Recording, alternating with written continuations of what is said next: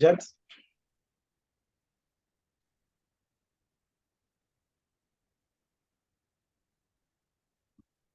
Jabs?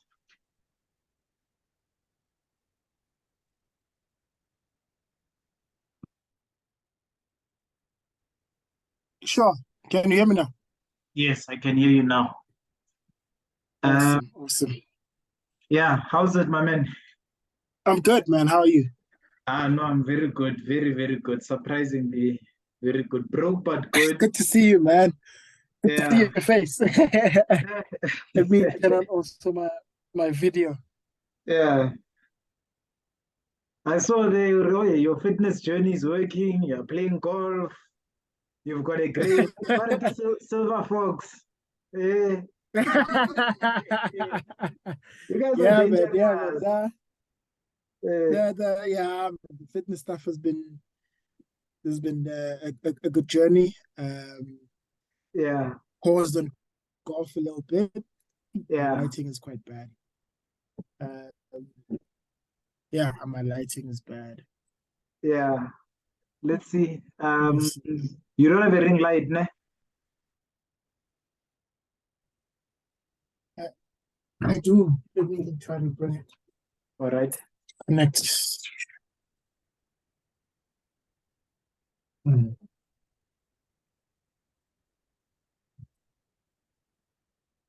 Yeah, too close. Let's see here.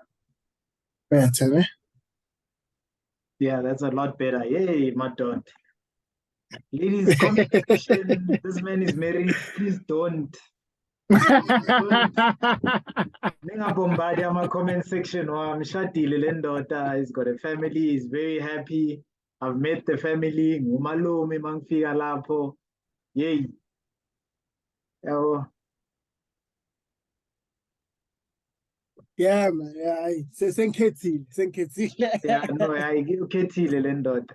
No, those things are important because angithi there's a perception by young people ukuthi when you get married, you must let go of yourself. Marriage is retirement. Marriage is that thing that you let go. What essentially all the negatives we put on marriage, Yeah. all the positives we put at work, and then we end up in counseling and we wonder why our old folks that used to focus on family and marriage and wara wara, they always just used to be able to toughen up. But jiggy jiggy tina, the tough guys that focus on work, work, work, work, we end up with therapy. Can't no, actually, maybe somewhere, somehow, we misdefine things, misalign things. But hey, those are topics that we could go down a rabbit hole on. Eh? Yeah, and I suppose we also learn as we go, man, because it's not like black and white, and it's not like there's no manual to it.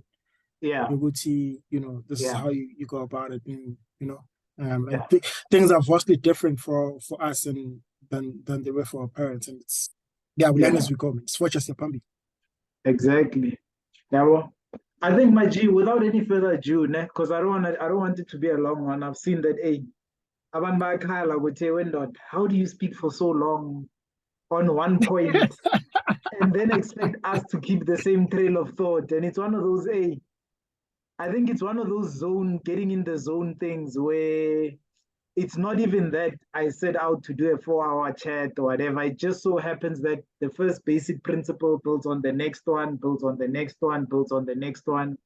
Before you know it, say come Yeah, 4 hours, and you've yeah, essentially yeah, started pension funds from legislation all the way to let's buy cows and chickens, yeah, yeah. And the reason that's going to be important is because you're a trader and I'm an investor, right? Yeah, And I'll say we've come from the same source in that on the one hand, I somewhat taught you investing. And once you got to grips with that, you then were able to realize that, okay, I want to be in this game, but I don't want to play it the way this guy plays it because that's not yeah, natural to me. The way I yeah, see the yeah, same game is like this.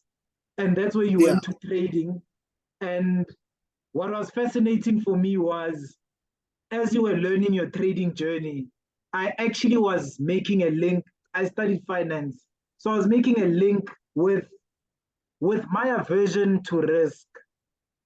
This person is actually still following the same principle of don't risk capital. Okay, Yeah. let's see. It's still the same. And I think for the longest time, it even opened up my mind and my vision to see that, oh, actually, it's not trading that's risky. Trading is just a tool. You still need a Yeah. philosophy, you still need a setup, you still need a certain plan, and that we can assess and say whether that's risky or not. But you can't say the Yeah. tool itself is risky. The tool is just the tool. You know, imoto Yeah. Yeah. mayimile, Yeah. imile imoto nje. Iya ngawe Yeah. ukuthi where are you going? Obviously, the further you're going, the more likely there's risk. But if you're not in a Yeah. hurry, then the risk reduces. Versus if you're going somewhere close by, but you're going in a hurry. How many of us have got stories ukuthi yazi I got in a car accident ngento edom. Christmas, Yeah. New Year's, and I just decided ukuthi outing jigela fast. And then next thing I'm calling the family to say ukuthi hey yazi senginqikara, yabo. And Yeah. it's that sort of thing that I thought, especially with Meta, because I actually do even want us to center it around a certain stock or whatever. So what I'm gonna do is I'm gonna share my screen and I'm just going to open essentially the Meta share price, né?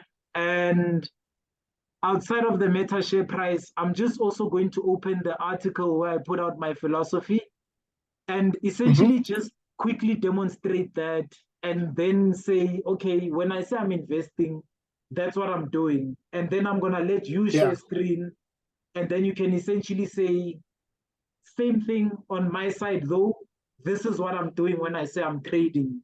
And then Yeah. this is why, and I think you made a very critical comment.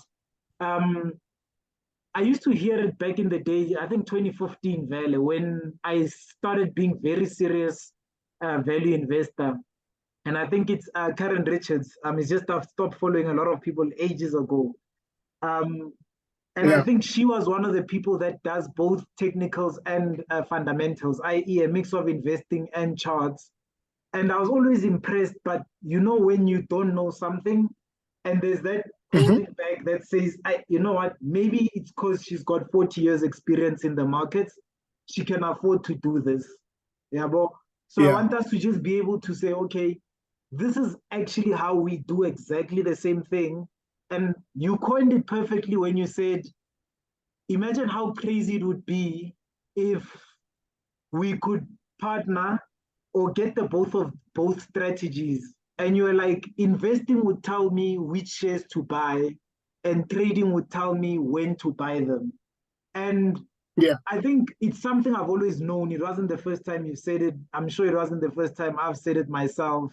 But I think it came home with the Meta share price because I had made my 100% profit and I was ready to Mm-hmm. say, you know what, I don't want to be greedy. I'm good. And you Yeah. were coming in to say, actually, right company, you've got your profits, but I've got a tool that says now is not the time to leave, you know? Yeah. And I Yeah. essentially just want to touch on that. So Yeah. I think let me actually do the share price last because if I start with the share price, people then think that price is what's important for investing. And what they miss is that actually, when you talk about price, they will see how you talk about price differently to how I talk about price. And Yeah. you more the price expert than I am, you know? Whereas I'm more the company expert. I think there's a number of times where you've said to me, Njayam, I don't care about the underlying asset in inverted commas. I just care Yeah. what the chart telling me. Let me see Yeah. what's causing this thing to load. I think while I do that, you can maybe share a few words. Ingabe ngathi you sold Penduka there ngidala No, man, like, for me, over the years of what I've learned fundamentally is that trading and investing are essentially the same thing. You and I are both trying to turn 1 rand into 2. What differs is how we do that, right? And in turning the 1 rand into 2 rand, we have similar principles, i.e., rule number 1, you don't lose money, right? Because if you don't lose money, you have some gunpowder to take opportunities when they do avail themselves, right? It's just like how we go about doing that. I remember when we went through the principles and processes of value investing, it was just, how do you not lose money, right? In your instance, it's like if I'm buying a stock at the low enough price, the probability that I'm going to lose money is so low that I can take on that risk. So speak to your own. Yeah, I understand. So for me, when I'm looking at a chart, it's like, okay, if I'm buying this stock, right, and I'm right in buying this stock, where should it not go if I'm right? And that's where I'll keep my risk. Don't you want to share screen and then demonstrate that? Okay. What does that look like on a chart? Okay. Let me see how to give you sharing. Let's look at this S&P.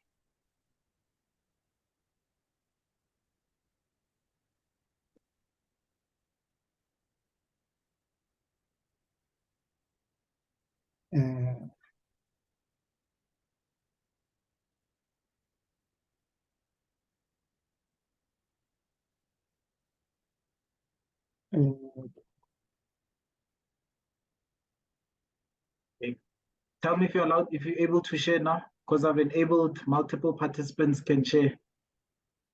Okay, I am. Okay, perfect. So before we jump on the meta chart, right? I want us to look at a trade that I'm already in. Yeah. Okay? Which is the S&P. Yeah. So hit philosophy and then show us the chart. Oh, okay. Yeah. Okay. So when I take lose money. Yeah. Yeah, that's number 1, right? So when I take on a trade, it's like the first thing I want to look at is how could I be wrong, or when can I tell if I'm wrong on this position? So I think the market is going to go higher.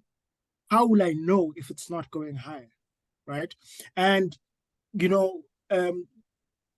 I look at the chart itself. I look candles for various chart patterns. So, for example, in this particular trade, this is on this candle here, on this large green bar. This is where I entered, and me into this trade was this reversal candle here, right? Yeah. This, we call it a doji, where you have like a small body and a long wick.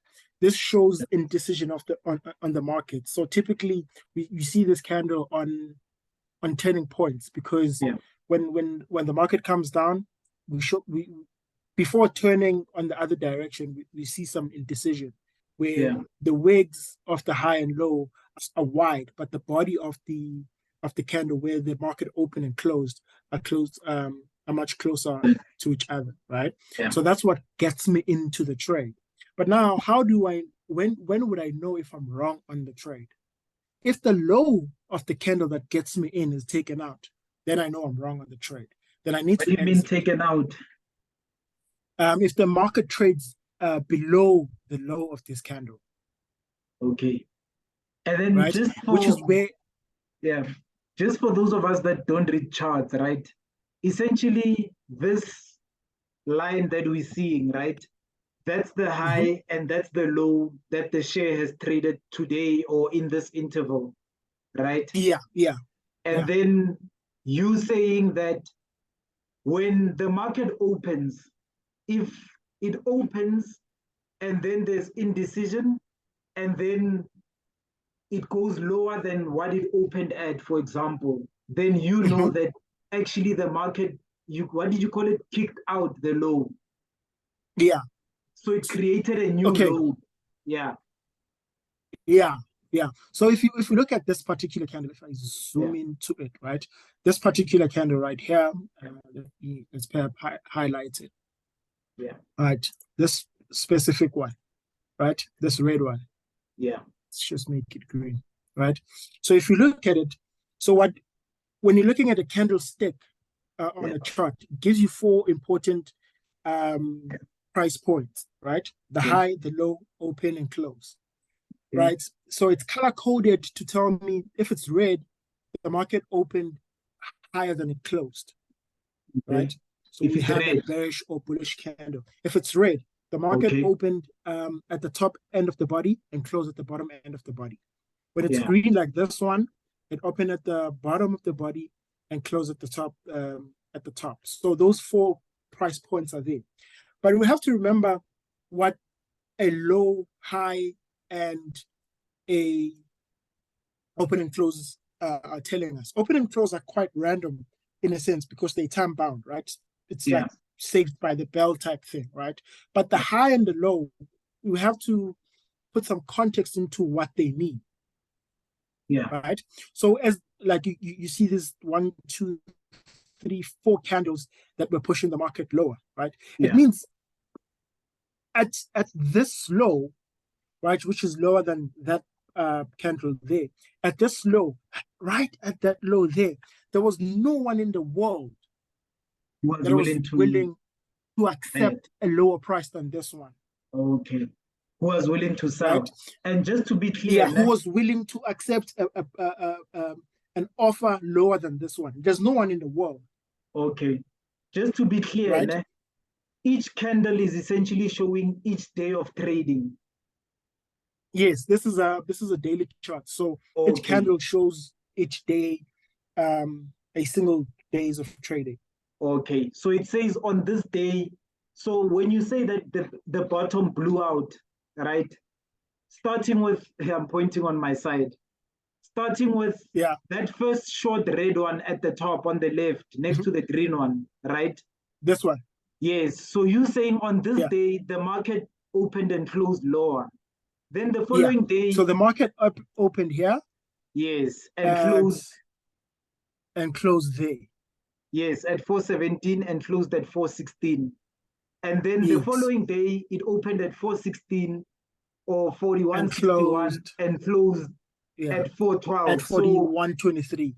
Okay, so when you say don't lose money, you're saying when that happens, where the market blows out the bottom, you saying that's a sign that you're about to lose money? Let me stay out of this. Because clearly people are willing to sell lower and lower and lower, meaning that if I keep holding this thing, the best price I could have gotten was the previous one a minute ago. And it's just going to keep on cutting my hand. I think they call it catching falling knives. It's going to keep on cutting my hand if I keep on holding it while I can clearly see that it's going down. And you saying that's your first rule of, or when we say don't lose money, the first thing you look at is when the market opens, does it blow out the bottom? So that's just one part of it, right? That's one part of it, yes. Yeah. So like on a candle by candle basis, I don't look at the market on a candle by candle basis. I look at the overall picture. And there are candles that are important that tell me, like they tell me a story, right? So if you look at these these two candles, you can see the body is huge. The candles themselves, the wicks are quite huge. This tells me the sellers that started selling here, right? If we go back to this particular candle, when you got here at 41.89, no one in the world was willing to bid the market higher, was willing to pay a higher price. Then the sellers started coming in and pushed the market lower. Between these candles, you can see conviction on the part of the sellers, right? And then that conviction, they start to lose that conviction. And how I see that is in the body of the candle. Because now the buyers are starting to push back, so to speak.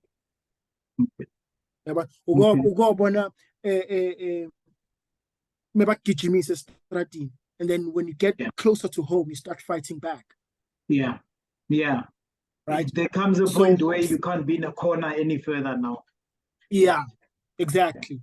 Right. And there are other patterns that we also see, like this typically happens around either the 50-day exponential moving average or the 200-day exponential moving average. But those are just helpers to tell me where the market is at. Yeah. Yeah. So now the significance of this candle is like, okay, this is where buyers were willing to fight back. Yes. Right? Because they were starting to push back against the sellers. Yeah. Right? And then, okay, I buy on the very next candle, on the very next day. Yeah. Right? But now, how will I know if the buyers have enough strength to fight back the sellers? If the buyers, if the conviction of the sellers is enough, that they're willing to sell at a lower price than they previously said, no, we're not willing to accept the price lower than this, then I know I'm wrong on this trade. That I no longer want to be in this trade. Yeah. And you understand? When you talk about conviction, right? All of these things are orders that people are placing to say, buy this share for me, buy this share for me. And essentially, there's no longer anybody that says, buy or sell this share for me. And the chart literally shows you that, listen, there's no longer demand. There's no longer a long line of people that are saying, I want to buy or I want to sell at this price. Exactly, yeah. Okay. Because you have to remember how prices move in the market, right? Yeah. So now let's take a share, it's trading at 100 Rand, right? That's the spot price is 100 Rand. And the bid is at 150. The ask is at let's say at 99.50, right? Yeah. So for the price to go to 150 cents, someone has to accept that price. Yeah. To push that market higher. Right? And for the price to go lower to 99.50, someone has to accept that offer from the buyer. Yeah. To say, okay, I'm happy, I know the market is at 100 Rand, but I'm happy to accept 99.50 because I just want to let the stock go. Yeah.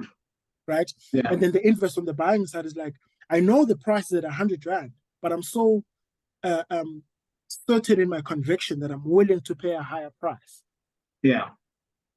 You understand? Like at that 150, whatever the case. So if someone is willing to cross the spread, it shows their conviction. If they stop, that willingness to cross the spread, it tells you something. Yeah. Right? And then when the market comes back to that previous high there, right? What you would expect. So for example, if you look at this candle here, because you also need to understand the psychology of market participants, right? So if you look at this, the similar, you can see the indecision there, right? Yeah. So the buyers that bought the stock here, what the stock is relevant. The buyers that bought the stock here, right? Yeah. Look, they spent 1, 2, 3, 4, 5, 6, 7, 8 days on a loss. Okay. Right? When the market comes back, the buyers that bought back here. Yes. Right? When the market comes back here, they're happy to break even because they've sat on a loss for so long. Yeah. Right?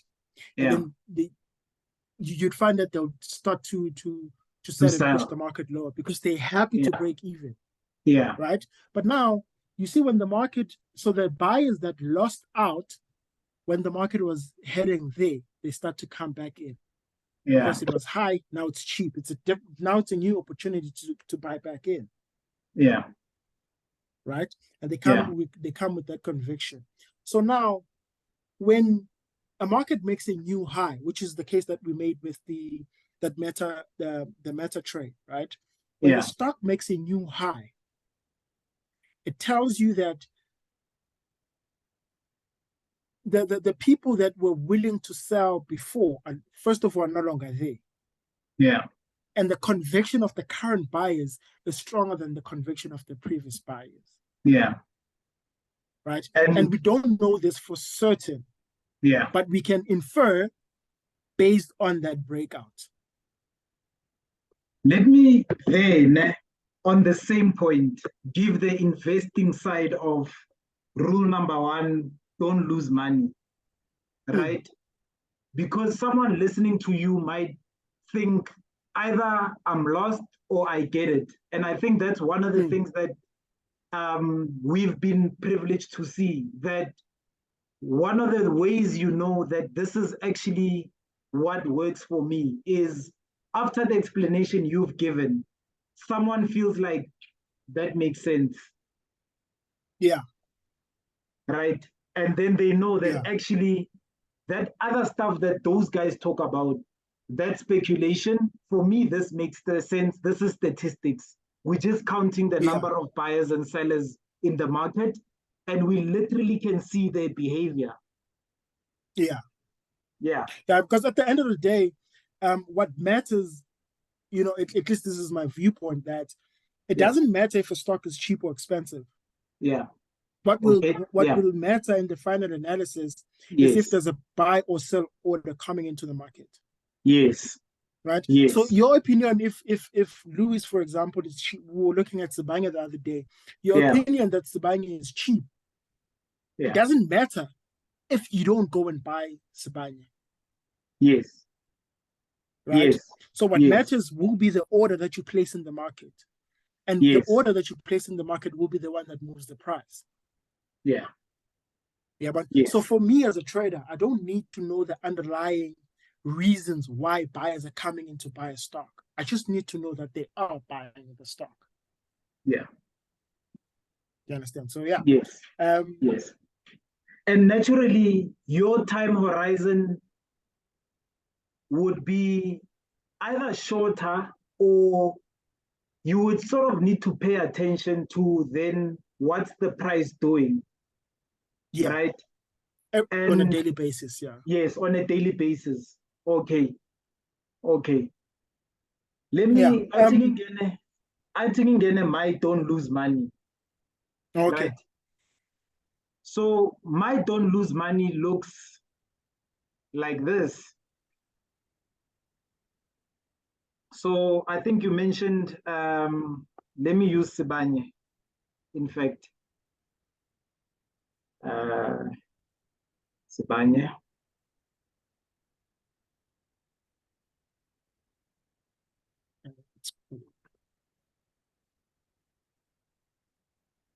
So here's the income statements, right? For the last 12 months, for the last 4 years, for the last 5 years, Okay. right? Yeah. This is every day, people waking up, getting dressed, going to work. Every day, waking up, getting dressed, going to work, having training,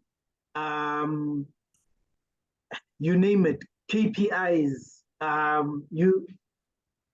It's very educated people and very skilled people on a spectrum. So from the least educated to the most educated, from the least skilled to the most skilled, waking up every single day with a vision, a mission to actually create something in the world, and then come home and spend money. And they let's say under a hierarchy of a CEO, a chairman, you name it, the whole construct, right? Yeah. Yeah. So first thing is, okay, I accept that it's actually very difficult to falsify that. The same way that if someone comes to you and says, but if I've got R1,000,000, I would move the market. You would say, yes, hypothetically, in theory, in your textbook, you would move the market. But in real life, it takes a whole lot more than R1,000,000 to move the market. Yeah. Well, I then come in and say, actually, for this ordinary shareholders' interest to move from 81 million to 91 million in a year takes a whole lot more than just an auditor making a mistake or just fraud. There's invoices behind this, there's actual assets behind this, there's auditors behind this that come and check, is this actually the case, right? Yeah. And then I say my don't lose money is, to your point, how would I know if I am wrong, right? Well, before I even know if I'm wrong, first and foremost, if a company has got more liabilities than assets, in the long run, they're going to go out of business. because the Yeah. money is gonna run out, right? Yeah. So the first thing I would look at in my case is to say, okay, let's look at the cash and the current assets. So current assets is actually similar to cash. It's what do we have that can be turned into cash within the next year? And Yeah. after taking all of that into account, we come to a value of 60 billion rands or 61 billion rands, right? And then Yeah. I say, okay, if I've got 61 billion rands cash for the next 12 months as my budget, as my pocket money, as Yeah. the CEO of this company, what's the worst that I can do? I.e., if nobody comes to work for the next 12 months and I had to pay liabilities out of that, I had to pay all my debts out of that, how far would this 60 million go? 61 billion, sorry, go? And I look at current liabilities and I say, well, actually, I would be able to survive this year's current liabilities, next year's Mhm. current liabilities, and the following year's current liabilities. So if this company did nothing for the next 3 years, I would Yeah. still be able to cover my expenses. I'd be able to switch on the lights. I'd be able to um, pay whatever I need to pay in terms Yeah. of what I owe people out there in the market, right? Yeah. That along with what do we call this? Net cash flow from operating activities, that line item, Mm. to say essentially the net result of these going to work and coming back, going to work, coming back, is that we actually overworking. We are overworking by 15 billion. Last year it was 32 billion. Mm. And all of that we put it in the bank. All of that we put it in the bank. So when I say Mm. rule number one, don't lose money, the first thing that I'm saying is if I buy this company and everybody in the market panics and this company is not allowed to trade anymore and they go insolvent and the Yeah. liquidator says pay all your liabilities off, this company would be able to pay off their liabilities and I would still have money left over. And that money that I would Mm. have left over belongs to me, the shareholder.